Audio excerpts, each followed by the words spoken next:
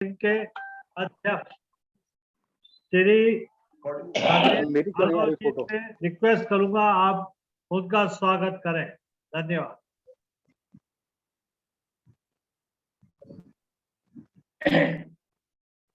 मेरी आवाज आप तक पहुंच रही है? रही आवाज आपकी बहुत अच्छी आ रही है। प्यारे ब्रिजवासियों, प्यारे ब्रिज स्नेहियों, मैं आप सबका स्वागत करता हूं इस वार्ता की श्रृंखला में, छठी कड़ी में। और आज मैं कविवर वाजपेयी जी और डॉक्टर चतुर्वेदी, जिन्होंने बहुत ही गंभीर विषय के ऊपर आज विमोचन करना है, वो है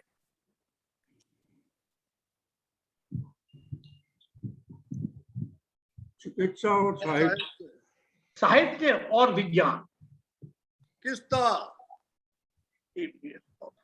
तो अब ऐसे मौके पर मैं आप सबका स्वागत करके ये कहना चाहता हूं कि कोई भी मन में अगर प्रश्न उठे तो बिना संकोच के वार्ता की समाप्ति के बाद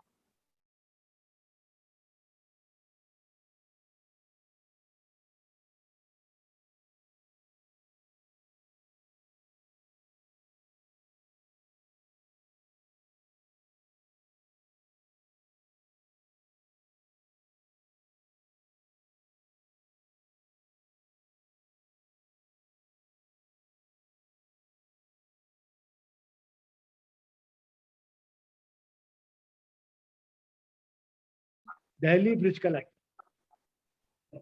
धन्यवाद। ब्रिज कला केंद्र ब्रिज की संस्कृति, कला, साहित्य के विकास के लिए नॉन गवर्नमेंटल ऑर्गेनाइजेशन है, एनजीओ कहते हैं। ब्रिज कला केंद्र की शुरुआत सन 1943 में हुई। शुरू में इसका नाम ब्रिज साहित्य मंडल था। 1962 में ये दिल्ली में रजिस्टर्ड हुई ब्रिज कला केंद्र के नाम से।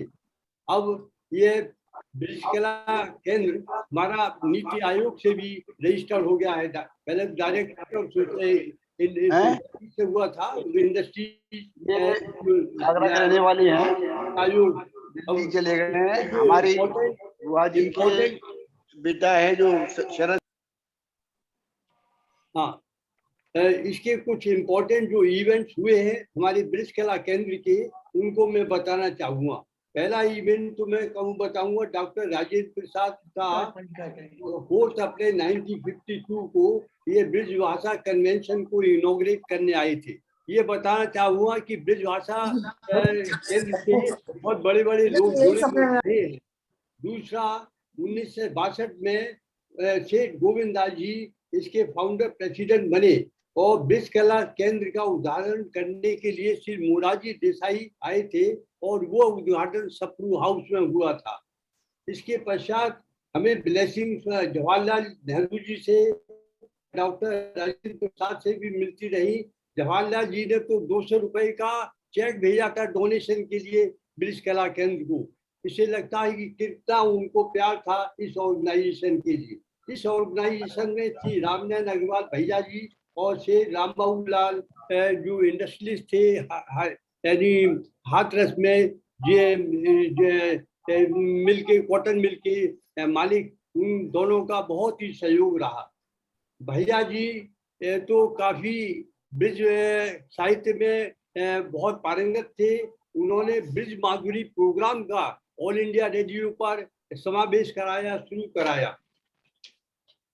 अब एक्टिविटीज ऑफ ब्रिज कला केंद्र की एक तो ब्रिज धाम प्रोजेक्ट बन रहा है। इसमें ब्रिज संस्कृति के विकास योजनाओं को मूर्त रूप प्रदान करने के लिए 4000 मीटर भूमि क्षेत्र में ब्रिज धाम का निर्माण हो रहा है। ये आधुनिक रंगमंच समाहित ब्रिज विकास केंद्र होगा। इसके बन जाने के बाद हमारी सारी एक्टिविटीज काफी इसमें होगी और ब्रिज का कला का काफी विकास होगा।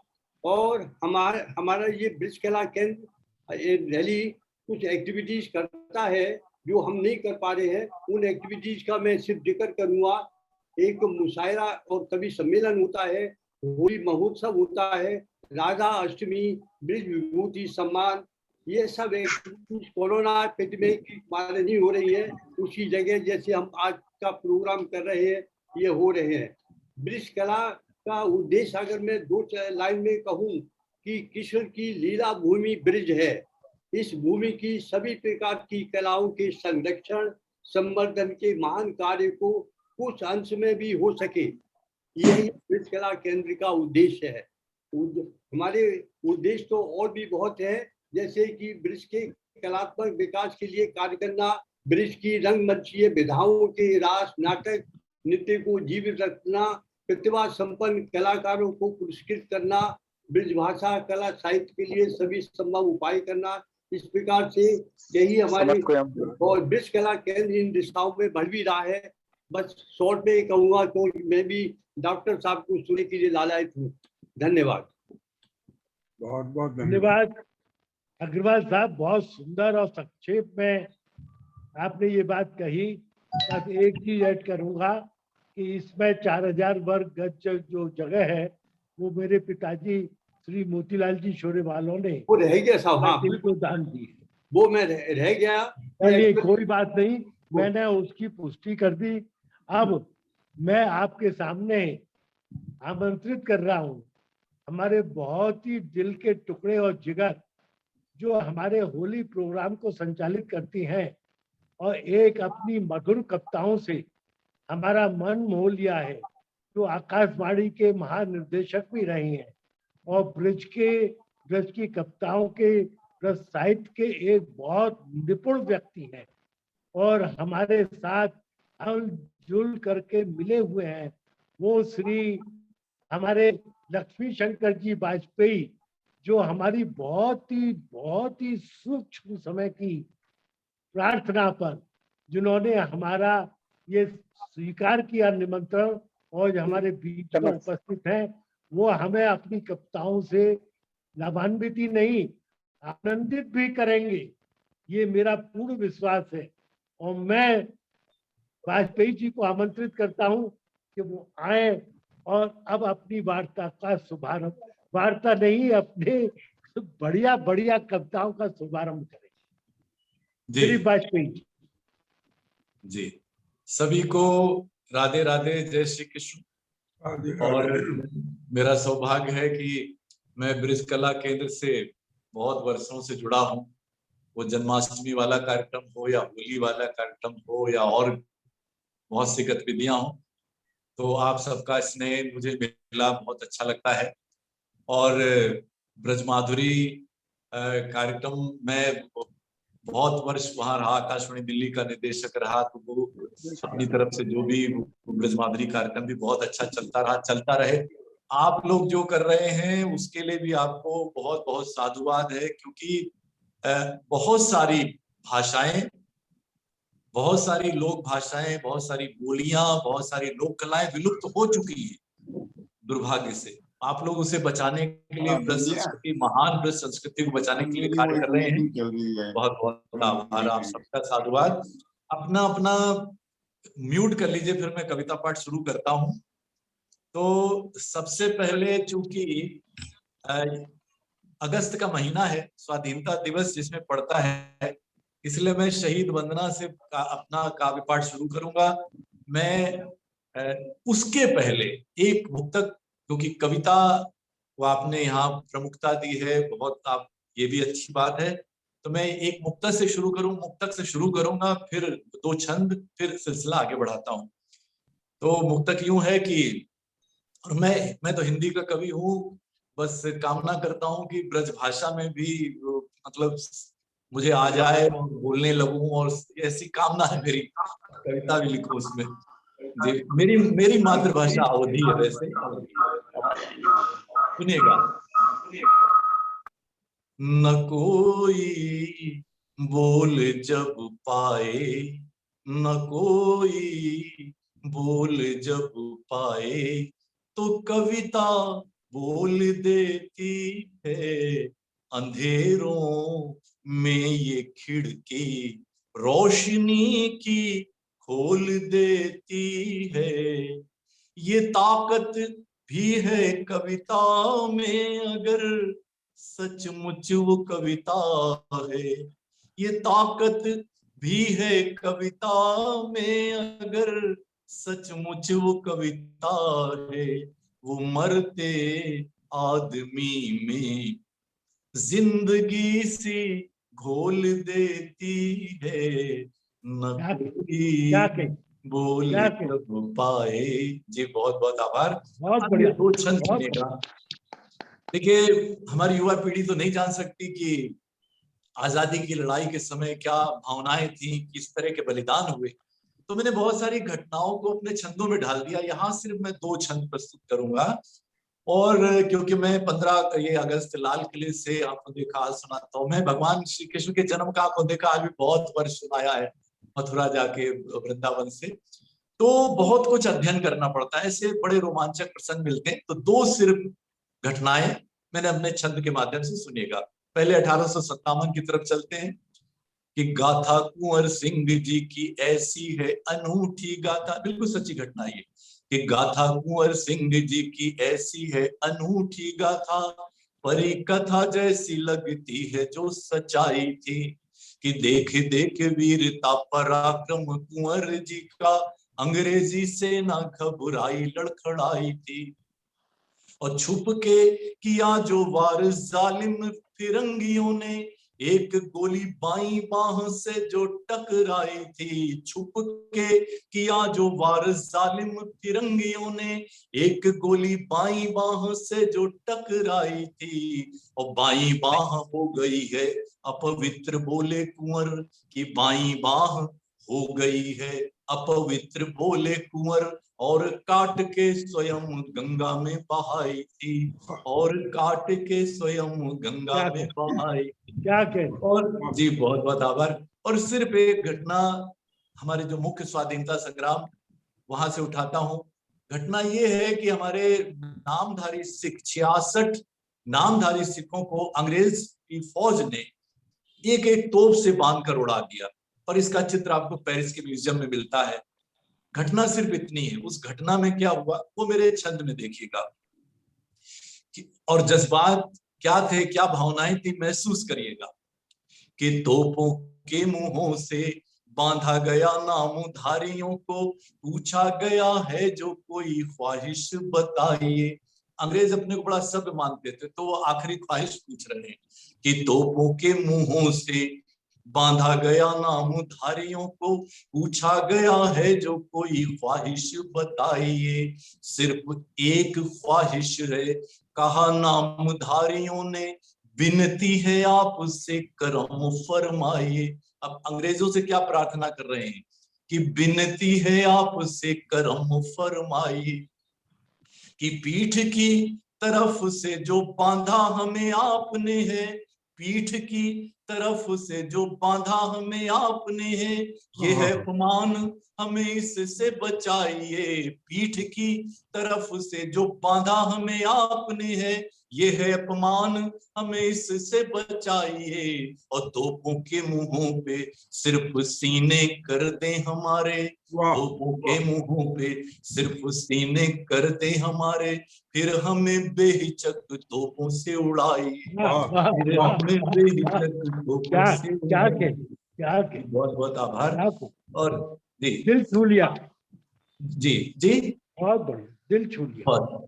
तो आपको एक छंद अच्छा लगा तो एक छंद और सुनिएगा। देखिए हमारी भारतीय नारी को पहचानिए इस छंद में कि उसका चरित्र देखिए।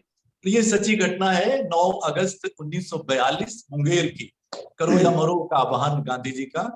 तो सुनिएगा। और ये महिला एक नारी की दास्तान है जो अपने पति के 24 घंटे छाया की तरह हर कदम पे साथ रहती, चाहे कोई जुलूस अनशन कुछ भी हो, उसकी कहानी है ये। सुनिएगा सच्ची घटना।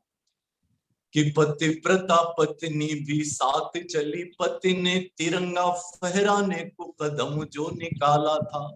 कि पतिव्रता पत्नी भी साथ चली, पति ने तिरंगा फहराने को कदम जो निकाला था। फहराते ही तिरंगा ब्रिटिश सिपाहियों ने पति का शरीर गोलियों से भून डाला था। और पति की लहू लुहान देह लड़खड़ाई जब हाथ से तिरंगा बस गिरने ही वाला था। पति की लहू लुहान देह लड़खड़ाई जब, हाथ से तिरंगा बस गिरने ही वाला था। देशभक्ति कितनी महान थी पतिव्रता की, देशभक्ति कितनी महान थी पतिव्रता की, पति से भी पहले तिरंगे को संभाला था, पति से भी पहले तिरंगे को संभाला।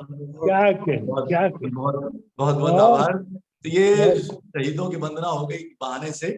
अब चलता हूँ, मैं बहुत सारी अलग अलग विधाओं में लिखता हूँ, तो मैं कुछ दोहे सुनाता हूँ आपको, 3-4 दोहे सिर्फ। पहला दोहा ये है कि हर ग्रह पर इंसान को खोज रहा विज्ञान, कि हर ग्रह पर इंसान को खोज रहा विज्ञान, और मैं अपने ही शहर में खोज रहा इंसान, कि मैं अपने ही शहर में खोज रहा इंसान। और दोहा सुनेगा कि कई बार हमारे माँ बाप की तपस्या को बच्चे एक वाक्य में समाप्त कर देते हैं, तो दोहा सुनिएगा, अलग अलग रंग के दोहे हैं, सुनिएगा कि देखूं जब जब डिग्रियां दिखते हैं हर बार, कि देखूं जब जब डिग्रियां दिखते हैं हर बार, अम्मा के गिरवी रखे पायल कंगन हार, अम्मा के गिरवी रखे पायल कंगन हार। और एक दोहा ये देखिए, अभी हमारे जो ये बाबा लोग जेलों में बंद, उनको राखियां भेजी गई, तो बहरहाल सुनिएगा, ये मन के विश्वास हैं या है मन के रोग, ये मन के विश्वास हैं या है मन के रोग, क्या क्या भ्रम पाले हुए उम्र गंवाते लोग, कि क्या क्या भ्रम पाले हुए उम्र गंवाते लोग। और एक ये अंतिम दोहा सुनिएगा। देखिए, हमारी कविता, हमारी कलाएं बाजार में है, बड़ी अच्छी बात है, लेकिन बाजारू भी हो रही है। अंतिम दोहा सुनिएगा। और एक दोहा, हाँ 2 दोहे और सुनिएगा। एक दोहा तो ये है कि फन के सौदे खूब कर लेकिन रख एहसास, कि फन के सौदे खूब कर लेकिन रख एहसास, अलग तकाजे पेट के अलग रूह की प्यास, कि अलग तकाजे पेट के अलग रूह की प्यास। और दोहों के क्रम का अंतिम दोहा ये है कि देखिए कितनी शक्ति है मनुष्य के भीतर, मूरत भी उस वक्त ही बन पाती भगवान, कि मूरत भी उस वक्त ही बन पाती भगवान, प्राण प्रतिष्ठा जब करें उसमें कुछ इंसान, कि प्राण प्रतिष्ठा जब करें उसमें कुछ इंसान। तो ये कुछ दोहे मैंने आपसे साझा किए, और 2-3 माहिए साझा करता हूँ। माहिया हमारी मिट्टी का छंद है, हमारी पंजाब, हिमाचल, जम्मू कश्मीर वगैरह वगैरह। और अब ये मेरी कोशिश है कि ये भी है, एक अभियान चला रखा मैंने कि हमारी विधाएं, जैसे आपने चला रखा है ब्रज संस्कृति को बचाना है, मैंने भी चला रखा कि हमारी विधाएं न समाप्त हो, हमारी अपनी विधाएं कविता की। तो माहिए सुनेगा, 3-4 माहिए सिर्फ।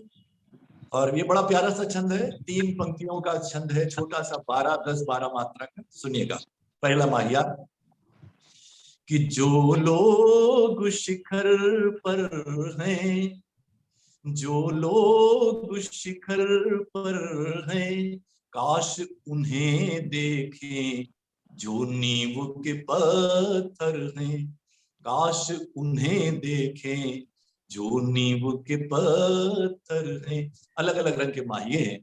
और कोरोना में बहुत डराया लोगों ने, तो एक माहिया वो भी सुनिएगा, कि जब उम्र ये पूरी है, जब उम्र ये पूरी है, अमृत क्यों खोजूं, मरना भी जरूरी है, अमृत क्यों खोजूं, मरना भी जरूरी है। और हम सब यहाँ देखे, हमारे विष्णु गोयल जी हो चाहे सब हो, हम सब बड़े, ब्रज तो पूरा मस्ती का ही, आनंद का क्षेत्र है।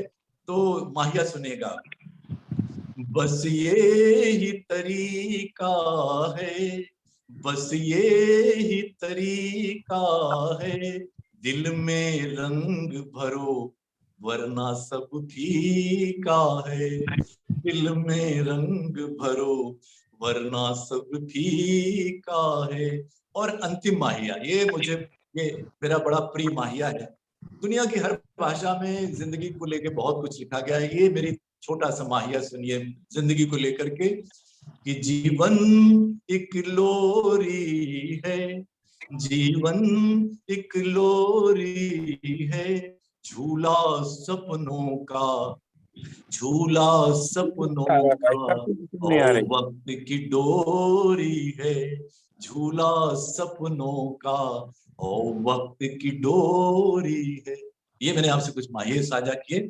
मैं घड़ी भी देख रहा हूँ, बिल्कुल मुझे बताया था 15 मिनट के आसपास थी। जी जी, दो देखिए अलग अलग रंग जीवन के।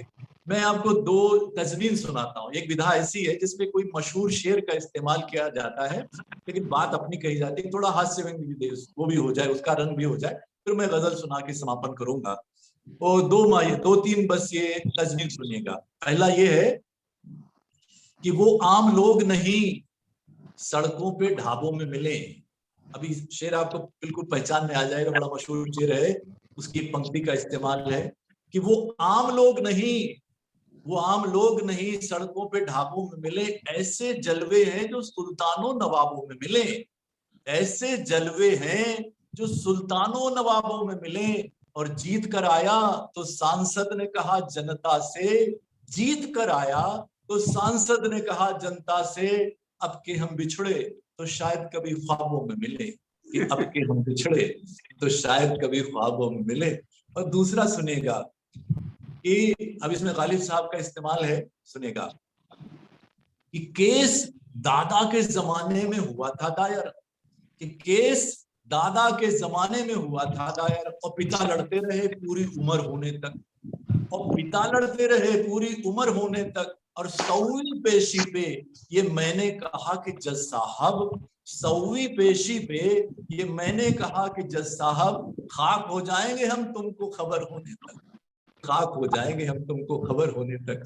और एक अंतिम तजमीन सुनेगा, ये भी बहुत मशहूर शेर है, उसका इस्तेमाल इसमें कि हेलो ही बस किया था जब पार्क में वो आई, हेलो ही बस किया था जब पार्क में वो आई, पापा ने देखा इश्क समझ कर दी सगाई, कि पापा ने देखा इश्क समझ कर दी सगाई, और शादी के 30 साल बाद सोच रहा हूँ, लम्हों ने खता की थी सदियों ने सजा पाई, लम्हों ने खता की थी सजा पाई।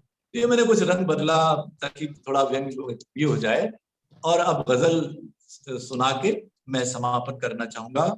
और जी जी बिल्कुल समय, मैंने घड़ी बिल्कुल मेरे हाथ में है जी। तो ये गजल सुनिएगा, ये मेरी बहुत प्रिय गजल है, वो आपसे साझा करता हूँ।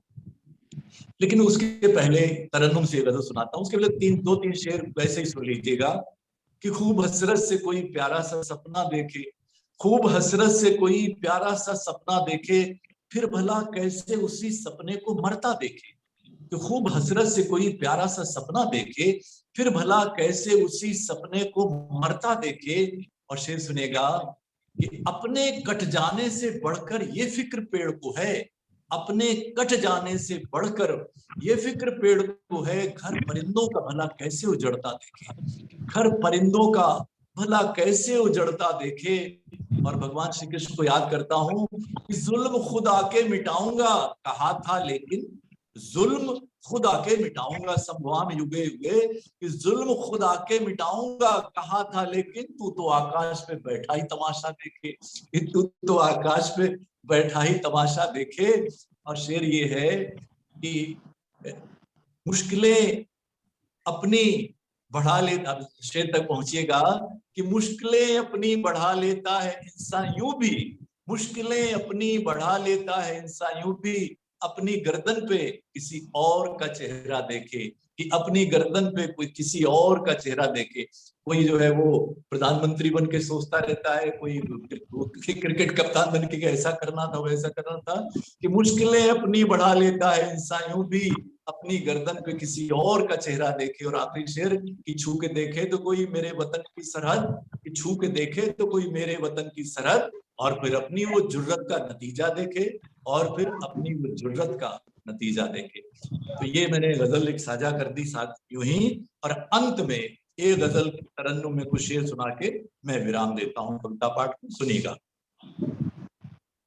हमारी हर कहानी में, हमारी हर कहानी में तुम्हारा नाम आता है। किसी को कैसे समझाएं, किसी को कैसे समझाएं कि तुमसे कैसा नाता है हमारी हर कहानी में। और देखिए मैं भी फिजिक्स वाला हूँ, मैं भी फिजिक्स वाला हूँ, जैसे डॉक्टर साहब चिकित्सा पर साहित्य पे बोलने वाले हैं। शेर सुनिएगा, देखिए कहीं ना कहीं साइंस आ ही जाती है। न जाने चांद पूनम का, न जाने चांद पूनम का, ये क्या जादू चलाता है कि पागल हो रही लहरें, कि पागल हो रही लहरें, समुंदर कसमसाता है, न जाने चांद पूनम का।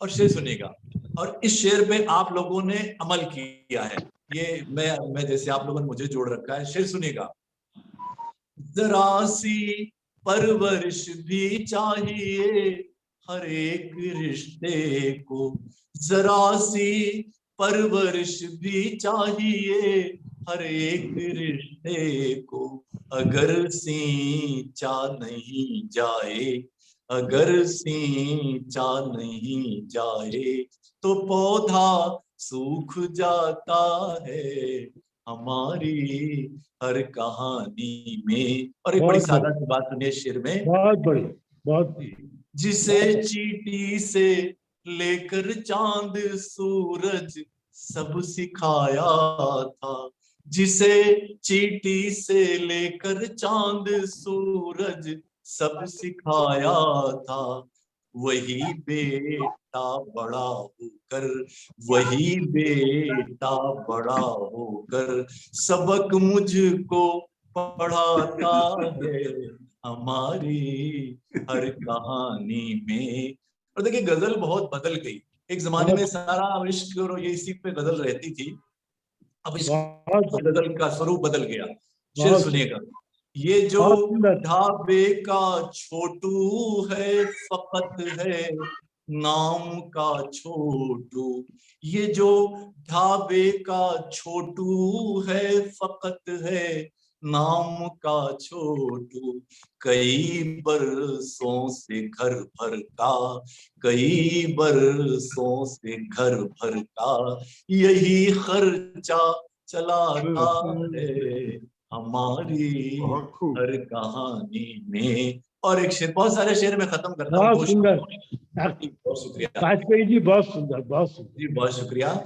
और शेर सुनेगा, देखिए इशारों में बात की जाती है, सुनेगा, नहीं है बेईमानी गर ये बादल की तो फिर क्या है, नहीं है बेईमानी गर ये बादल की तो फिर क्या है, मरुस्थल छोड़ कर जाने कहाँ पानी गिराता है हमारी हर कहानी में। और शेर ये है, खुदा का खेल ये अब तक नहीं समझे कि वो हमको, खुदा का खेल ये अब तक नहीं समझे कि वो हमको, बनाकर क्यों मिटाता है, बनाकर क्यों मिटाता है, मिटाकर क्यों बनाता है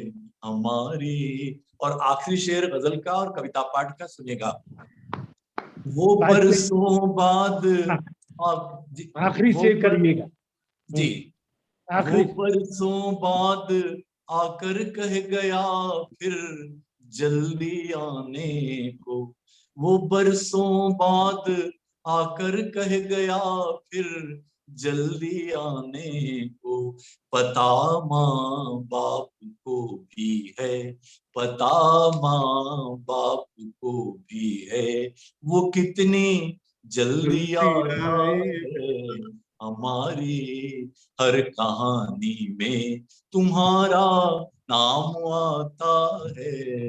किसी को कैसे समझाएं कि तुमसे कैसा नाता है। बहुत बहुत आभार, बहुत बहुत बहुत धन्यवाद। बहुत धन्यवाद, बहुत अच्छे, बहुत बहुत धन्यवाद डॉक्टर साहब, बहुत बहुत धन्यवाद वाजपेयी जी।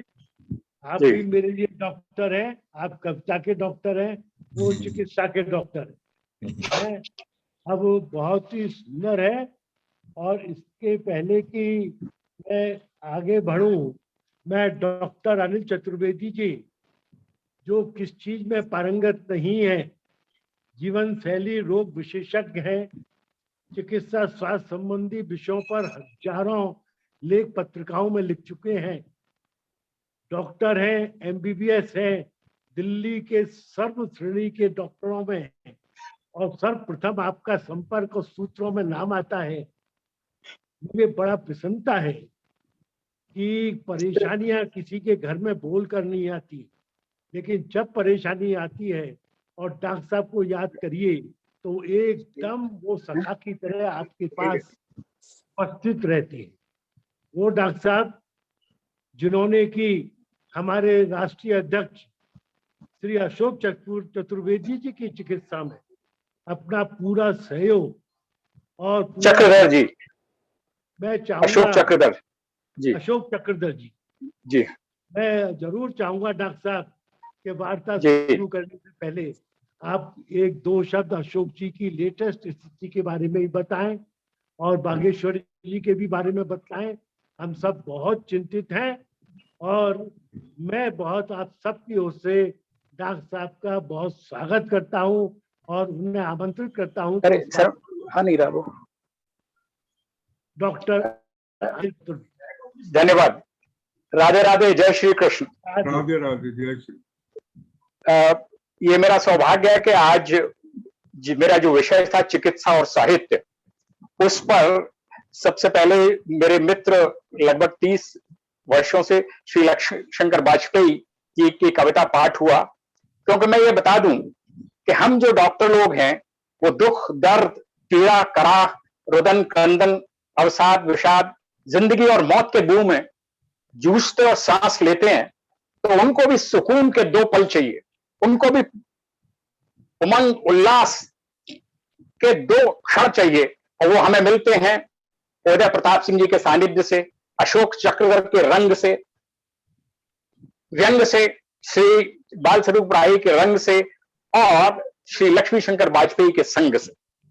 हमारे अभी श्री विष्णु गोयल जी ने बताया कि मैं अशोक चक्रधर जी की बात करूं, लेकिन पहले मैं अपनी बात कर लूं। मैं उनकी बात भी जरूर करूंगा। पहले देखिए, ये हम और चिकित्सा और साहित्य का आप लोगों ने जब सुना हुआ ये टॉपिक क्यों डॉक्टर साहब ने लिया, तो चिकित्सा और साहित्य का दामन चोली का साथ है। चिकित्सा, हम जब मैंने बताया ना, चिकित्सक लोग जब दुख दर्द में होते हैं तो उनको भी सुकून मिलता है। वो सुकून हमको कवियों से मिलता है, साहित्यकारों से मिलता है, व्यंग्यकारों से मिलता है। वो इसलिए मिलता है कि संवेदना की अभिव्यक्ति साहित्य में होती है। संवेदना, सृजन साहित्य का संवेदना से होता है, और एक डॉक्टर को संवेदनशील होना बहुत जरूरी है। जब तक डॉक्टर संवेदनशील नहीं होगा, मरीज से संवाद संवेदनशील नहीं स्थापित करेगा, तो वो मरीज से तालमेल नहीं स्थापित कर सकता, और मरीज से जो संबंध डॉक्टर के हैं वो नहीं बन पाएंगे यदि संवेदनशील डॉक्टर नहीं है। तो संवेदनशीलता के लिए डॉक्टर का और साहित्यिक लोगों का आपस में जोड़ना बहुत जरूरी है। क्योंकि हमारे मित्र ने जो अभी कविता पाठ किया, उन्होंने एक कविता नहीं कही, उनकी 4 लाइनें मैं आपको बता रहा हूं कि हम तो अभिशापों से भी वरदान जुटा लेते हैं, गम में भी खुशी का सामान जुटा लेते हैं, वह मनहूस जो रोड़ों के जूते हैं, हम तो आंसू से भी मुस्कान जुटा लेते हैं। ये जो बात भाई लक्ष्मी शंकर वाजपेयी की है, ये हमें प्रेरणा देती है। ये हमें इस बात के लिए आग्रह करते हैं कि हम अपने व्यवसाय में, अपने जब 24/7 काम कर रहे हैं, उसमें हम औरों के लिए काम करें, हम अपने नहीं। जबकि हमारे अध्यक्ष श्री उदय प्रताप सिंह जी हैं, उन्होंने कहा था, उनकी एक बहुत अच्छी कविता है फूल और कली, उसमें उन्होंने एक ही बात कही है कि 4 दिन की जिंदगी खुद को जिए तो क्या जिए, उपचार की जिनकी जिंदगी खुद को जिए तो क्या जिए, बात तो जब है मर जाए औरों के लिए, मतलब औरों के लिए मर जाए, मतलब त्याग की बात। और इसीलिए मैंने भी इसी बात को सुनकर एक दफे कहा था कि जिए औरों के लिए कोई गम नहीं, जिए औरों के लिए कोई गम नहीं, जीने में औरों को ये भी कम नहीं। तो कहने का मतलब ये है कि ये हमको, जैसे भाई अशोक चक्रधर, इनका सानिध्य मिलता है। इनकी दो कविताएं बड़ी प्रसिद्ध हैं। एक तो अस्पताल का जो फोड़ा फोड़ सिर में फुंसी हुई, अस्पताल में गए, वहां किस तरह एक डॉक्टर ने देखा, टाइम भी हो गया, फिर दूसरे डॉक्टर के पास गए, फिर टेस्ट हुआ, फिर चौथे। उस कविता का इतना प्रभाव हुआ, मैं आप सभी ब्रजभाषियों को बताना चाहता हूं कि दिल्ली के 3 बड़े अस्पतालों में उन्होंने अपने ओपीडी टाइम बढ़ा दिए, शाम की ओपीडी शुरू की और मरीजों के लिए प्रकोष्ठ बनाया, उसके लिए शिकायती प्रकोष्ठ कि मरीजों को कोई दिक्कत ना हो। तो मेरा कहने का मतलब यह है कि कविता का, साहित्य का चिकित्सक समाज पे और चिकित्सा के जो प्रशासक हैं उन पर भी इतना प्रभावी महत्व होता है कि वो सारी दिशा ही नहीं देते, बल्कि दिल्ली के अस्पतालों की दशा भी अशोक चक्रवर्ती ने बदल दी। और पिछले 5-10 वर्षों से डॉक्टर सरीन का जो institute of liver and biliary disease है, उसके वार्षिक समारोह में वे हमेशा विशिष्ट अतिथि के रूप में जाते हैं और हमेशा कविता पाठ करते हैं। यही कारण है।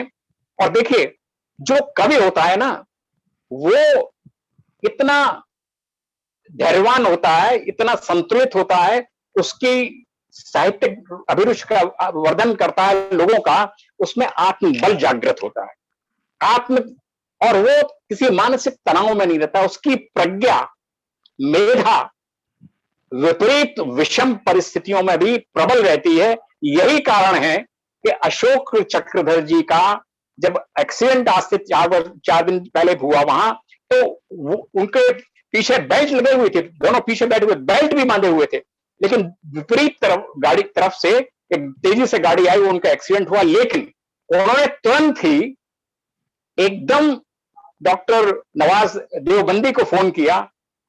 आकस्मिक स्थिति में अगर तुरंत आपको चिकित्सा सहायता मिले तभी आपका भविष्य उज्जवल रह सकता है। उन्होंने तुरंत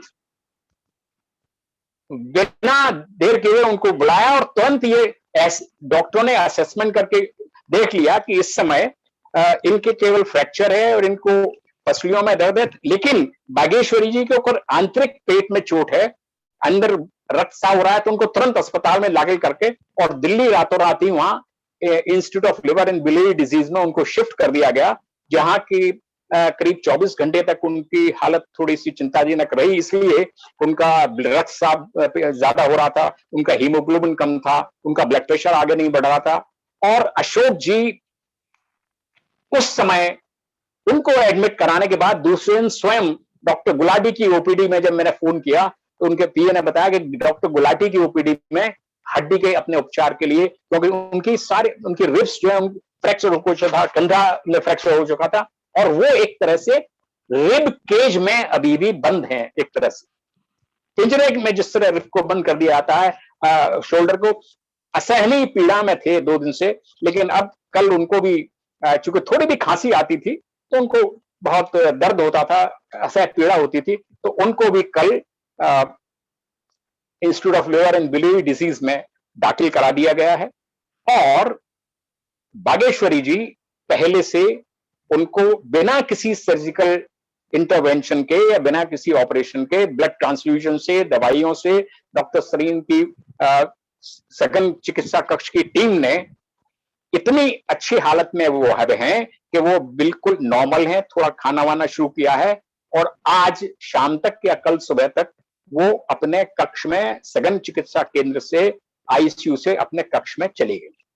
तो ये मेरा कहने का चिकित्सा और साहित्य का ये संबंध है कि अगर आप साहित्यिक प्रवृत्ति के आदमी, आप में मानसिक संतुलन है, आपकी प्रज्ञा, क्योंकि आप सारी दुनिया को बताते रहते हैं कैसे आत्मबल बढ़ाएं, प्रोत्साहित करते हैं, उत्साहित करते हैं, धैर्यवान रहते हैं, शीलवान रहते हैं, आप में समरसता है, सजगता है, शालीनता है, वही गुण हमारे अशोक चक्रधर जी में है, और वही संयम से, सहनशीलता से उन्होंने अपनी विवेक का इस्तेमाल करके उस सघन परिस्थिति से निकले।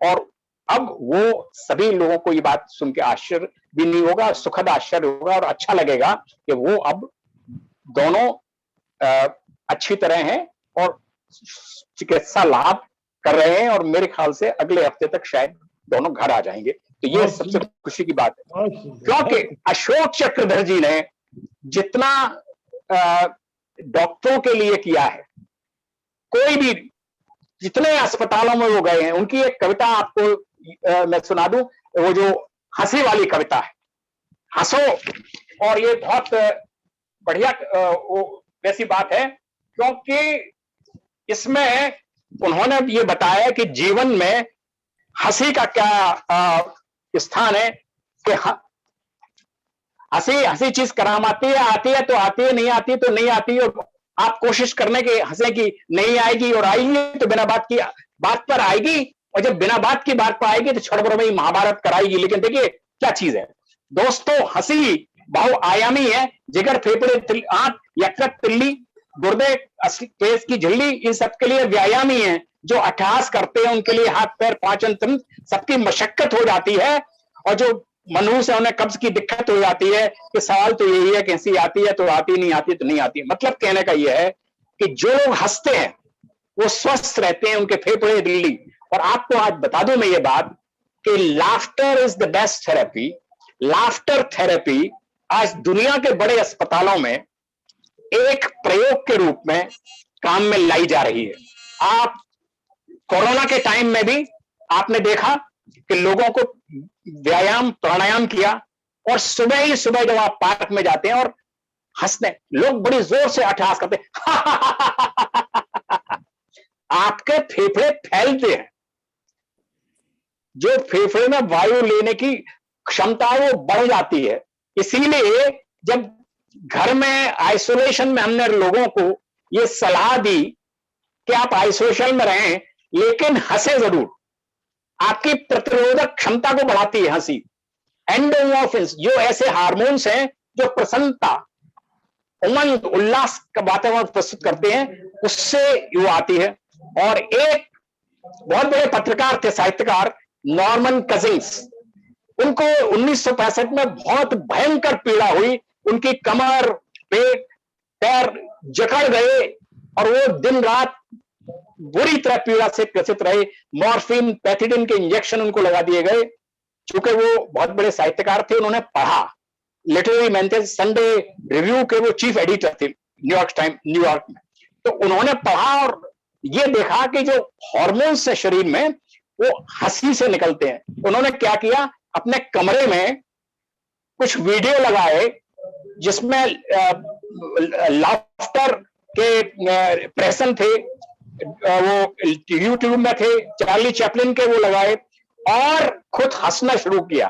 उनके डॉक्टर ने कहा था कि 500 में से एक मरीज है वो केवल इसमें ठीक हो सकता है और आपके ठीक होने की संभावना नगण्य है। देखिए उस आदमी ने हंसना शुरू किया और हंसते हंसते हंसते 2 साल में वो पुनः अपने ऑफिस में जाने लगे और उनकी जो सारी बीमारी थी वो खत्म हो गई। नॉर्मन कजिंस साहित्यकार थे, जर्नलिस्ट थे, लेकिन उन्होंने एक चिकित्सा नई पद्धति को जन्म दिया और उनको कहा जाता है कि वे लाफ्टर थेरेपी के जन्मदाता हैं, प्रणेता हैं। तो चिकित्सा, जो मैं कह रहा हूं, साहित्य का बहुत पुराना संबंध है और हमारे विदेशों में ऐसे ऐसे डॉक्टर साहित्यकार हुए बड़े, आप हैरत से उंगली दबा लेंगे, आपको अचंभा होगा। सबसे बड़े जो पॉपुलर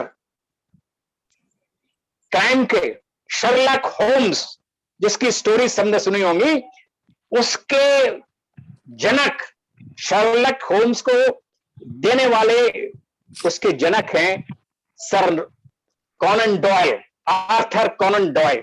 वो एमबीबीएस, एमडी, और जब वो एमडी की पढ़ाई कर रहे थे तब उनके प्रोफेसर बेले थे, उससे उन्होंने सीखा कि निरीक्षण, ऑब्जर्वेशन, पावर ऑफ ऑब्जर्वेशन कितनी जरूरी है। उन्होंने कहा learn to see, learn to observe, learn to smell, learn to listen. तो ये जो 3-4 चीजें हैं अपने सेंसेस की, वो उन्होंने बड़ी बारीकी से अध्ययन की चिकित्सा के क्षेत्र में। और जब मैं एमबीबीएस की पढ़ाई कर रहा था तो मेरे फोरेंसिक मेडिसिन के प्रोफेसर डॉक्टर विष्णु कुमार हैं, यहाँ अभी भी 91 साल की अवस्था में सेक्टर 41 में, और बिल्कुल सक्षम है, अच्छे हैं, दुरुस्त हैं, घूमने जाते हैं। तो डॉक्टर विष्णु कुमार ने मुझे कहा कि चतुर्वेदी, तुम वाद विवाद प्रतियोगिता में भी करते हो पार्ट, तुम कवि सम्मेलन में भी जाते हो, तो तुम ये शर्लक होम्स की कहानियां पढ़ो ताकि तुम एक अच्छे डॉक्टर बन सको, ताकि उसमें उन कहानियों को पढ़कर तुमको ये पता लगेगा कि जिस तरह हम मरीज से बात करते हैं, more and more you listen to the patient, more and more he will tell you what is wrong with the patient. आज समस्या ये है कि हम डॉक्टर लोग मरीज को ज्यादा समय नहीं दे पाते। जितना मरीज को हम डॉक्टर समय देंगे उतना ही मरीज हमको बताएगा कि उसके साथ क्या। तो मरीज की जो कहानी है उसको हम विश्लेषण कैसे करें, उसकी कैसे जांच करें, ये शर्लक होम्स ने बताया। उन्होंने 60 से ज्यादा शॉर्ट स्टोरीज लिखी, 200 कहानियां लिखी, और आज भी 125 साल बाद भी शर्लक होम्स की कहानियां प्रचलित हैं। अब आप देखिए दूसरे, जॉन कीट्स 25 साल की उम्र में 1895 में उनका जन्म हुआ और 1921 में उनका देहांत हो गया। और वो सुंदरता के, सौंदर्य के इंग्लिश लिटरेचर में सबसे बड़े कवि माने गए। और उनकी एक लाइन, 25 साल में टीबी से उनका इंतकाल हो गया, लेकिन उनकी एक लाइन आज भी लोगों को याद है। और हर आदमी ने, मैं समझता हूं आप लोगों में कभी ना कभी जब प्रकृति के पास गए होंगे या किसी सुंदर नारी को भी देखा हो तो कहा होगा, a thing of beauty is Joy for ever, a thing of beauty is Joy for ever के प्रणेता, इस सेंटेंस को लिखने वाले जॉन कीट्स भी एक डॉक्टर थे। उन्होंने डॉक्टर की पढ़ाई नहीं ली, लेकिन उन्होंने एक ट्रेनिंग ली अप्रेंटिस की, सर्जन की, और junior surgeon Saint Guy's hospital में रहे। 1914 तक उनकी कविताएं इतनी मशहूर हो गई कि उन्होंने वो प्रैक्टिस जूनियर हाउस सर्जन का जॉब भी छोड़ दिया। और 1919 तक जॉन कीट्स प्यार के, श्रृंगार के इंग्लिश लिटरेचर में बहुत बड़े कवि माने गए। इसी तरह जो और हमारे इंग्लिश लिटरेचर के सर सोमर, एंटोनी चेखव रूस के विश्व के इतिहास में सबसे बड़े लघु कथाकार, कहानीकार माने गए। 400 से अधिक उनकी लघु कथाएं, लेकिन वो भी एक डॉक्टर थे, एमबीबीएस थे, एमडी थे। और जब हम डॉक्टर बनते हैं ना, जैसे मैंने कहा कि दुख, दर्द, पीड़ा, करा, हमारी संवेदनाएं बिल्कुल जागृत हो जाती हैं। और संवेदना की अभिव्यक्ति जब वही डॉक्टर साहित्य में करता है तो वो अगर बहुत ज्यादा उसमें अभिरुचि ले तो वो एक बहुत बड़ा साहित्यकार बन जाता है। और यही एंटोनी चेखव ने किया। ऐसे ही और मतलब सर सोमरसेट मॉम विश्व के इतना बड़े 1875 में उनका जन्म हुआ, 1965 में उनकी डेथ हुई, 90 साल तक जिंदा रहे। 90 टॉप के डॉक्टर थे, वो डॉक्टर थे, समर्थ वो बंद हो गया, डॉक्टर थे। और उन्होंने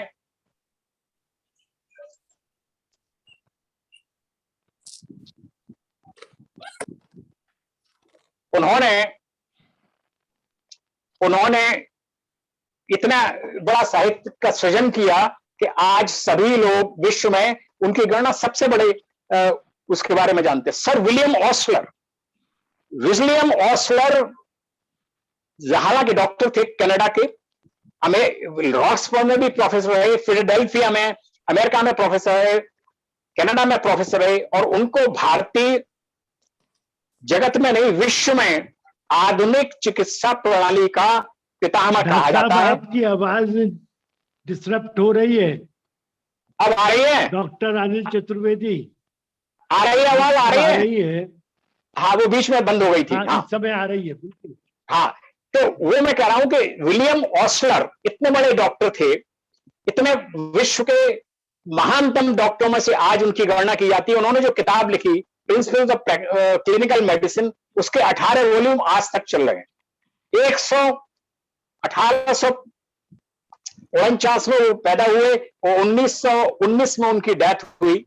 लेकिन इस काल में उन्होंने इतनी किताबें लिखी, इतने व्याख्यान मेडिसिन में दिए, और उनका यह कहना था कि medicine is science of uncertainty and art of probability. मतलब जो विज्ञान, चिकित्सा विज्ञान है, वह असंभावनाओं का विज्ञान है, साइंस ऑफ अनसर्टेनिटी, अनिश्चितताओं का विज्ञान है और संभावनाओं की कला है।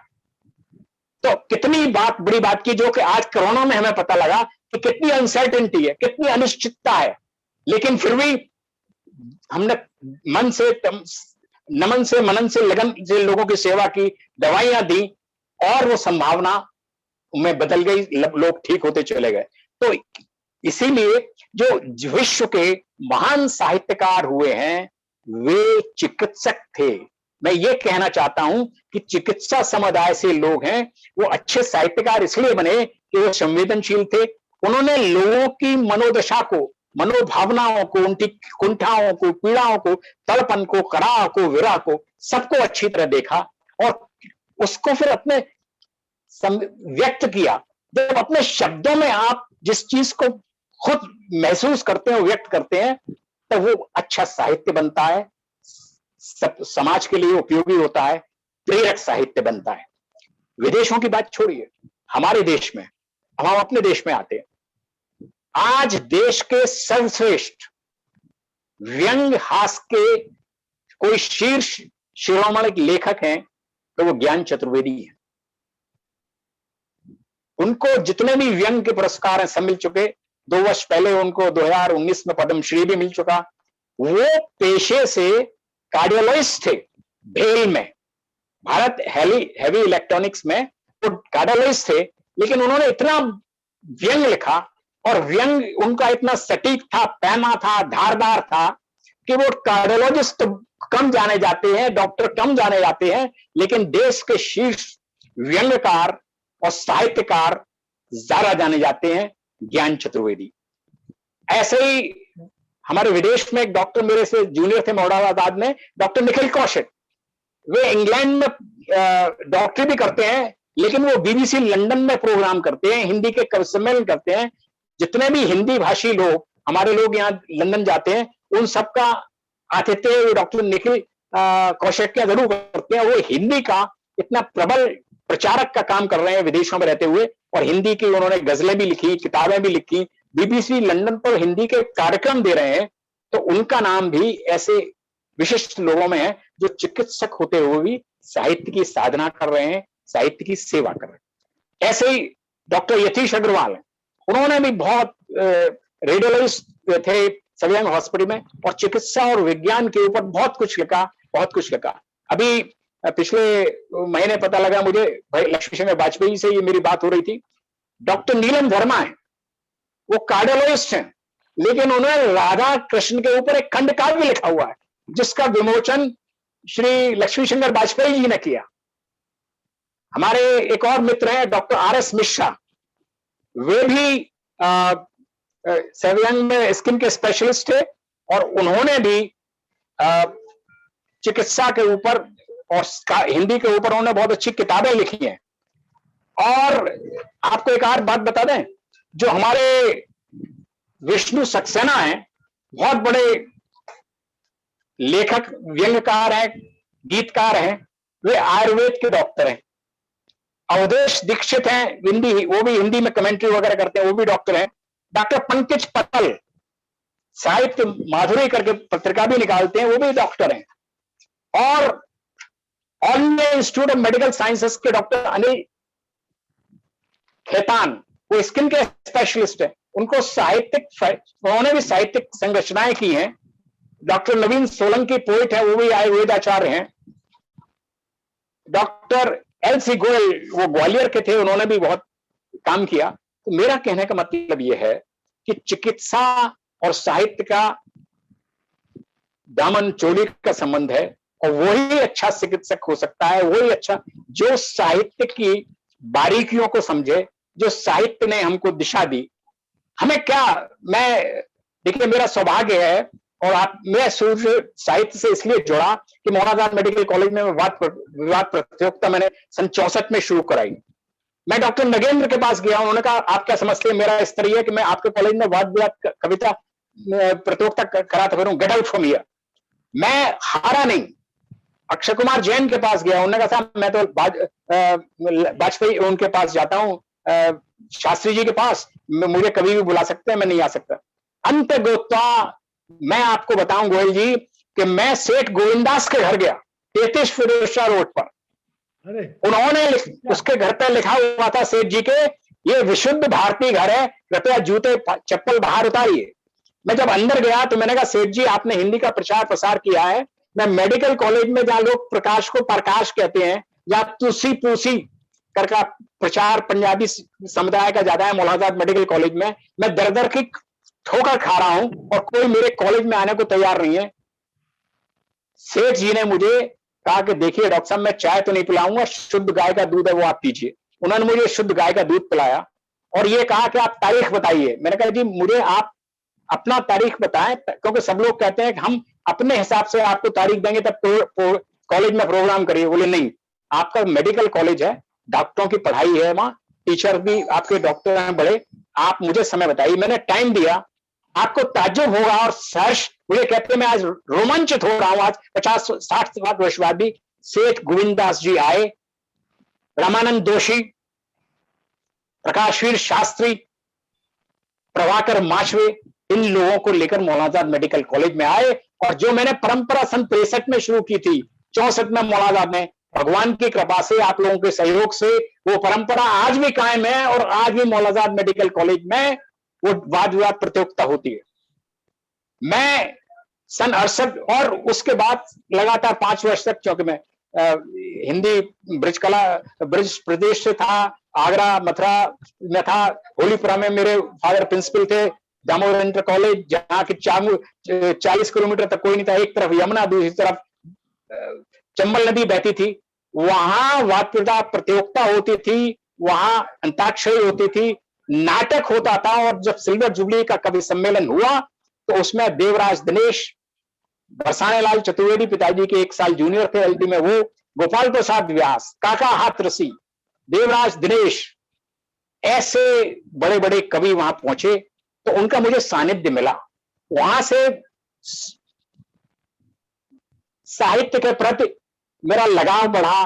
मौलाना मेडिकल कॉलेज में भी कवि सम्मेलन हुआ, वाद विवाद प्रतियोगिता में मनोहर श्याम जोशी आए और जोशी जी ने सबसे पहले जब मुझे डिबेट में प्रथम स्थान दिया तो उसके बाद कहा मुझे साप्ताहिक स्थान में मिली है। सन 71 में उन्होंने साप्ताहिक स्थान में मुझे बोला कि मैं चाहता हूं कि आप ये किताब पढ़िए, रीडर डाइजेस्ट, उसमें जॉन रटक्लिफ लिखते थे, I am John's prostate, I am John's thyroid, I am John's I. मैं साप्ताहिक हिंदुस्तान में एक श्रृंखला शुरू करना चाहता हूं जिसमें हिंदी आप शरीर के अंगों से शुरू करिए। 15 अगस्त से वो शुरू हुई, मैंने त्वचा से शुरू किया, हार्ट लंग सब पे, और 71 की बात थी और दिसंबर आते आते पाकिस्तान हिंदुस्तान की लड़ाई शुरू हो गई। हम युद्ध जीत गए और आप लोगों को जान के अचंभा होगा कि जब दिसंबर का अंक छप रहा था साप्ताहिक हिंदुस्तान का, मानक शाह का उस पर फोटो था, जोशी का फोन आया कि बंधुवर रक्त दो विजय लो, मैंने उस पर टाइटल दिया है, आप एक आर्टिकल रक्त दो विजय का मुझे कल शाम तक भेज दो। मैं उनके पास लेके गया, बोले ये आर्टिकल अधूरा है। मैंने क्यों? तो भाई इसमें इंदिरा जी की फोटो तो है ही नहीं, प्रधानमंत्री की फोटो ब्लड डोनेशन देते हुए ले गया। मैं रेड क्रॉस सोसाइटी गया, वहां उसके हेड मेरे प्रोफेसर थे, उनके पास गया, उन्होंने मुझे इंदिरा जी की सन 65 में ब्लड डोनेट करते हुए फोटो दी। जैसे ही मैंने वो जोशी जी को दी, मनोहर श्याम जोशी को, इतने खुश हुए और उन्होंने कहा कि महाराज आपको हाउस जॉब में कितने पैसे मिलते हैं? मैंने कहा जोशी 250 रुपए मिलते हैं। बोले आप चिंता मत करो, इससे दोगुना पेमेंट होगा। उस जमाने में सन 71 में 100 रुपए से ज्यादा किसी का पेमेंट नहीं होता था।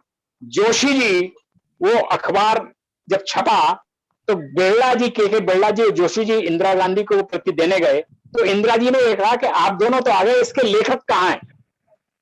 3 दिन बाद मुझे जोशी जी फिर इंदिरा जी के पास ले गए और मैंने उनसे कहा कि मुझे एक फोटो चाहिए। इंदिरा जी ने अपना फोटो करके मुझे दिया। आप समझिए 26 साल की उम्र में सन 71 में एक हाउस सर्जन देश के प्रधानमंत्री के पास केवल चिकित्सा की वजह से नहीं, क्योंकि वहां बड़े बड़े चिकित्सक थे देश में, director general, health secretary, principal medical college, केवल साहित्य की वजह से, साप्ताहिक हिंदुस्तान की वजह से, मनोहर श्याम जैसे ऐसे पत्रकार की वजह से जिन्हें मुझ जैसे आदमी को चुना और लिखने के लिए प्रेरित किया। और वो मेरे लिए सबसे जीवन का अमूल्य क्षण है जब मैं प्रधानमंत्री के पास गया, आवास के, मेरे पास का फोटो भी है। और तब से मैं लेखन में आया। तब से जब आप साप्ताहिक हिंदुस्तान जैसे अखबार में लिखना शुरू कर दें, मनोहर श्याम जोशी जैसे वरिष्ठ पत्रकार आपके शुभचिंतक हो, मेरे गुरु, साहित्यिक गुरु, मैं मनोहर श्याम जोशी को मानता हूं। और आज मैं जो कुछ भी हूं, आपको सच बता रहा हूं, वो मनोहर श्याम जोशी जी की कृपा है। उन्होंने मुझे लिखाया, सिखाया, बताया कि कैसे बड़ी बड़ी किताबें पढ़ने को दी। और देखिए, मनोहर श्याम जोशी जी भी लक्ष्मी शंकर वाजपेयी जी MSc फिजिक्स हैं। और क्या बढ़िया आपने उनसे कविताएं सुनी। जोशी जी भी BSc फिजिक्स थे, वो भी बायोलॉजी से, और एक दफे में 3 अखबारों के एडिटर थे, साप्ताहिक हिंदुस्तान, मॉर्निंग न्यूज और सर्चलाइट पटना। तो मेरा कहने का मतलब है कि जब एक चिकित्सक, मैं केवल चिकित्सक रहता, प्रैक्टिस करता, हो सकता है और डॉक्टरों की तरह गुमनाम के अंधेरे में खो जाता, लेकिन साहित्यिक अभिरुचि ने, साहित्य के संपर्क ने मेरी दिशा और दशा ही नहीं बदली, मेरा संसार व्यापक हुआ, मेरी सोच को मोच नहीं आई। और मैं आज भी बड़े बड़े मेडिकल कॉलेज में मुझे एथिक्स के लिए, मुझे कम्युनिकेशन स्किल्स के लिए, संवाद के लिए बुलाया जाता है। और मैं श्री राधेश्याम प्रगल्भ जी की वो 2 लाइनें कभी नहीं भूलूंगा जो मैं आत्मसात करता हूं, और वो है कि दिन के उजारे में न करो कोई काम ऐसा, नींद न आ पाए रात के अंधेरे में, और रात के अंधेरे में ना हो कुछ ऐसा, मुंह जो छिपाते फिरो दिन के उजेरे में। अभी कुछ, और ये डॉक्टरों के लिए ऊपर इतना है, हम 24/7 काम करते हैं।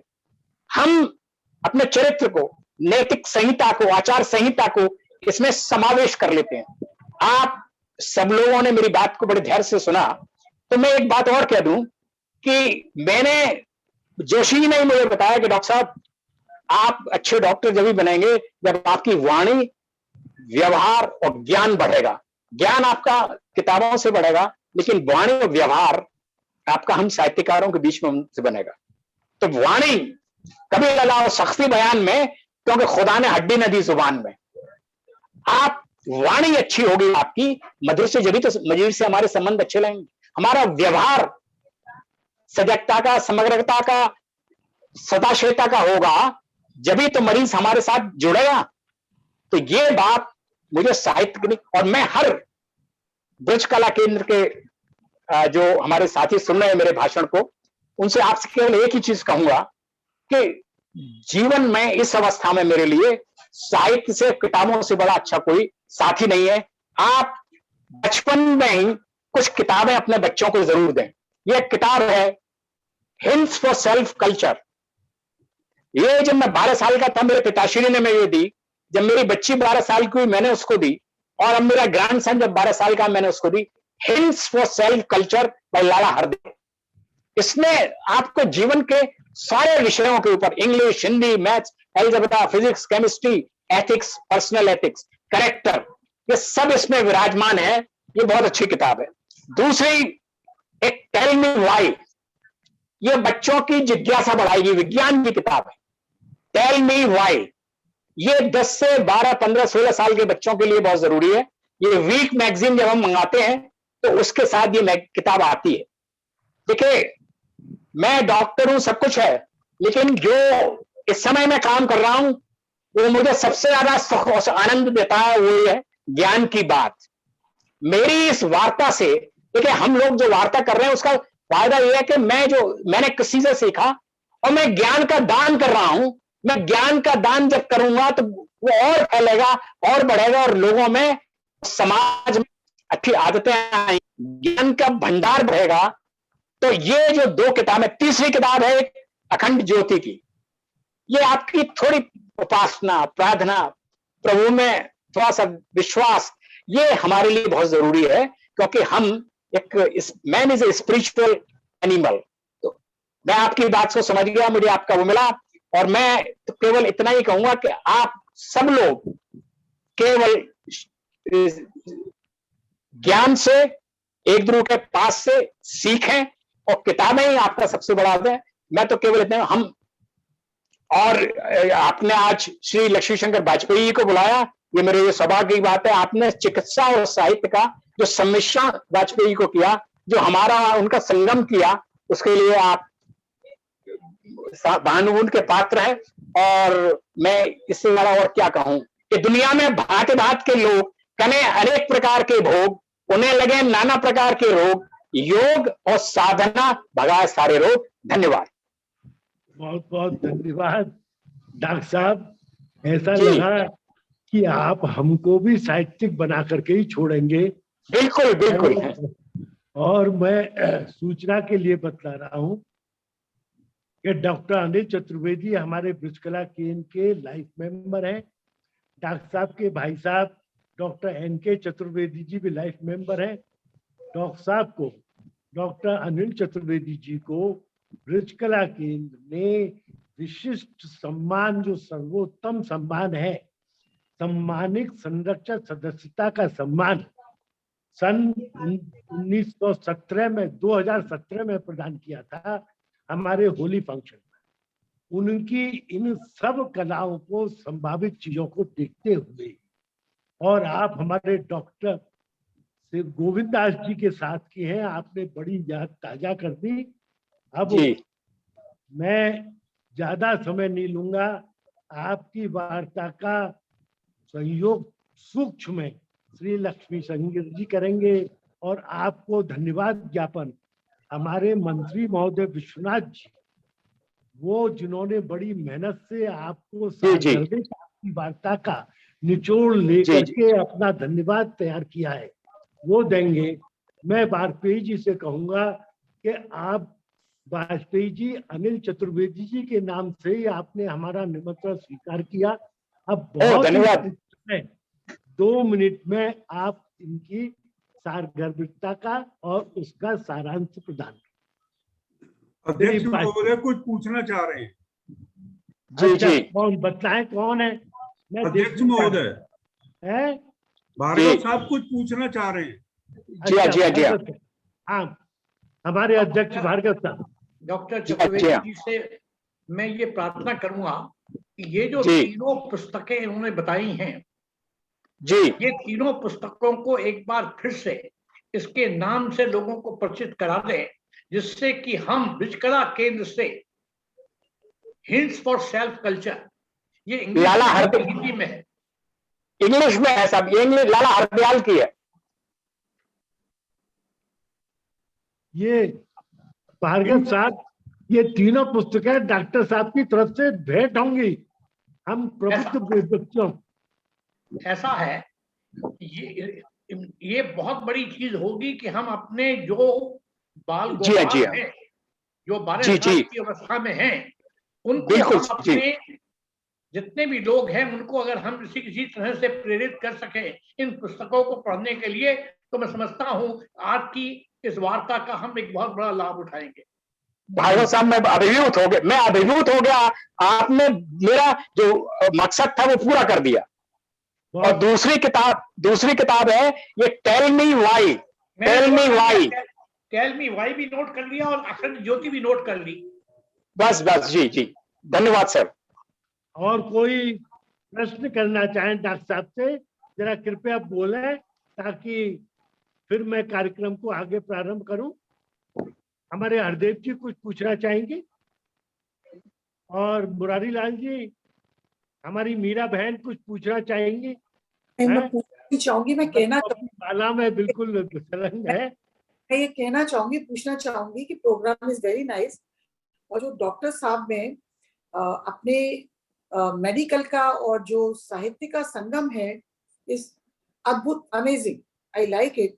कि इतनी इनको नॉलेज है as a being a doctor. मेरी एक किताब भी छपी थी, वो मैं आपको भेंट करूंगा, इसमें मेरी किताबें भी आई हैं सारी। बहुत सुंदर, धन्यवाद। बाद में फिर बहुत सुंदर। बाद में एक बात बोलूंगी विष्णु भाई, आप मीटिंग खत्म कर लीजिए तब एक बात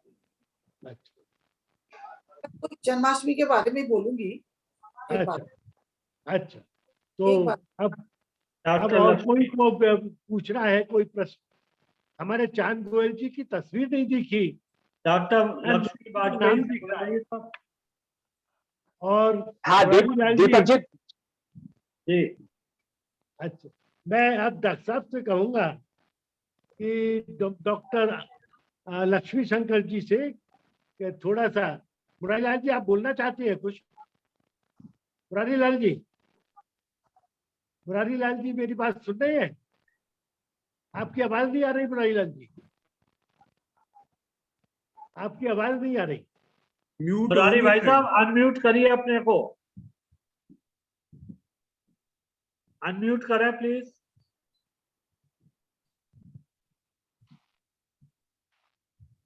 दीपक शुरू करो आप। जी हाँ जी हाँ। अच्छा, तो आगे बढ़िए और हमारे लक्ष्मी शंकर जी 2 मिनट में इसको सारांश बताइए।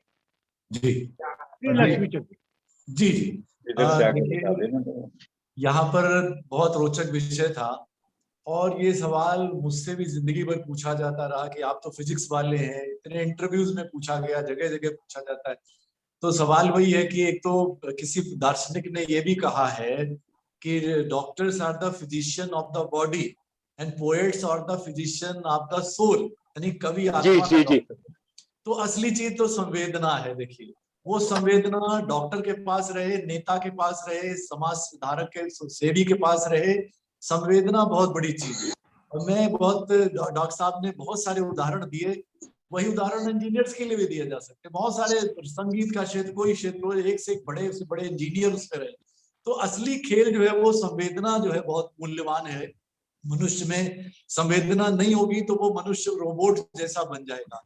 तो ये चिकित्सक जिन्होंने कहा, और चिकित्सक का तो जीवन भर वो दर्द से ही रिश्ता रहता है कि वो अगर अच्छे से बोल ले एक मरीज से, जो डॉक्टर साहब ने भी कहा था, बस प्यार से बात कर ले, उसका 60% रोग तो वहीं का वहीं खत्म हो जाता है। तो अभी जो जिस तरह का बन रहा है, कोरोना काल में भी हमने देखा कि किस तरह से मतलब एक तरफ वो समर्पित डॉक्टर भी थे जिन्होंने जीवन का बलिदान कर दिया, वहीं दूसरी तरफ बड़े नकारात्मक चीजें भी हमारे सामने आई। वही सारा जो है संवेदना का मामला है।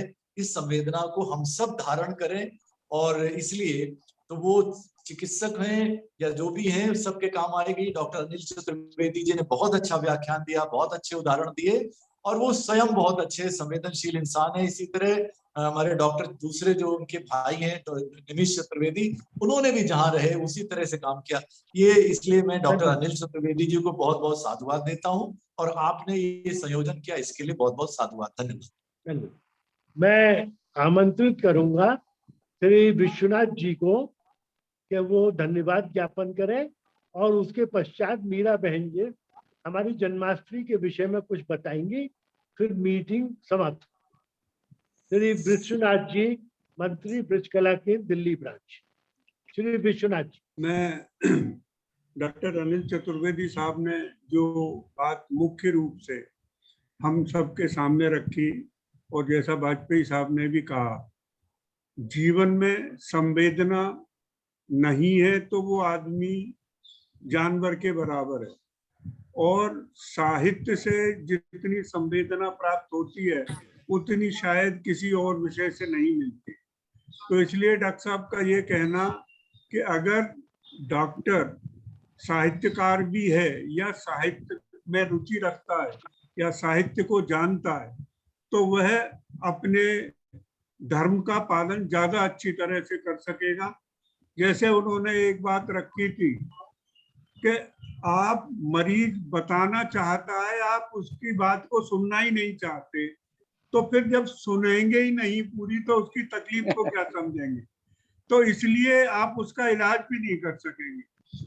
तो अगर संवेदना से आप उसकी पूरी बात ही सुन लें तो मरीज आधा तो वहीं अच्छा हो जाता है कि डॉक्टर साहब ने मेरी पूरी बात सुन ली है, और ये सत्य है कि उसके बाद डॉक्टर भी जो दवाई देता है वो ज्यादा बेहतर होती है वनस्पति के सीधे सीधे दवाई की। मैं आप लोगों का ज्यादा समय नहीं लूंगा। मैं डॉक्टर अनिल चतुर्वेदी साहब, श्री वाजपेयी साहब और जितने भी सदस्य यहाँ पर मौजूद हैं, जिन्होंने आज अपना बहुमूल्य समय निकाल करके इस वार्ता को सफल बनाया है। डॉक्टर साहब के भाई निशीत कुमार भी यहाँ हैं, पर शायद उनके दर्शन नहीं हो रहे हैं, और प्रीति जी शायद उनकी बहन है, वो भी यहाँ मौजूद थी। तो मैं सभी का धन्यवाद देता हूँ कि आपने इतना समय निकाल करके और इस कार्यक्रम की शोभा को बढ़ाया। धन्यवाद। धन्यवाद विश्वनाथ जी। और हाथरस से हमारे साथ अनिल भौरे जी। हाँ, भौरे साहब भी मौजूद हैं। बहुत बहुत बहुत धन्यवाद। मैं मीरा बहन से कहूंगा जन्माष्टमी के विषय में तो वो सूचना देनी है, कृपया देने की सूचना दे रही हूँ कि अभी तक इस्कॉन में क्लियरेंस नहीं मिला था। कल शाम को क्लियरेंस मिला है, पुलिस ने बोला है कि नाउ यू कैन सेलिब्रेट। तो हम वहाँ पे सेलिब्रेट कर रहे हैं और मेरे पास पासेस आए हुए हैं। तो अगर जिस किसी को जरूरत हो तो मुझे बता दें और पासेस मतलब मेरे से कलेक्ट करवा लें। हेलो, ठीक है। हाँ, तो अगर few passes are there, तो कल रात को ही पता लगा सिंपल से बने हैं और टोटल मिला के सुबह से लेके शाम तक बहुत कम भीड़ होगी, आराम से दर्शन होंगे। अगर आप चाहते हैं तो आप भैया मेरा नंबर दे दीजिएगा। मेरे पास मतलब 5-7 पासेस अवेलेबल हैं, इतने 5-5 हैं तो लोग जा सकते हैं। मेरे को कर तो मेरे को कोई भी जरूर आवश्यकता हो मुझसे संपर्क कर सकती हैं, ब्रिजकला केंद्र के नंबर से संपर्क कर सकती हैं। मैं पासों का कोऑर्डिनेट करके प्रबंध कर इस सेवा के लिए मैं भी तत्पर हूँ। अगर किसी को हो तो मैं मीरा बहन से पास लेकर के उसके यहाँ पहुंचा दूंगा। आज की जो वार्ता इतनी जान में, दम में, साहित्यिक, चिकित्सकों के हिसाब से उपयोगी, सबके लिए मनोरंजनशील जो रही है, उसके जो हमारे 2 आधारभूत स्तंभ हैं, श्री वाजपेयी जी और डॉक्टर अनिल चतुर्वेदी, जो अपार गुणों से भरे हुए हैं। मैं बहुत ज्यादा प्रसन्नता अनुभव करता हूँ कि हमारी ये वार्ता हमारे नेतृत्व श्री भार्गव साहब की प्रेरणा से अब आज हम 6वीं वार्ता पूर्ति कर रहे हैं। आप सबका बहुत बहुत धन्यवाद। नमस्कार। धन्यवाद वाजपेयी जी।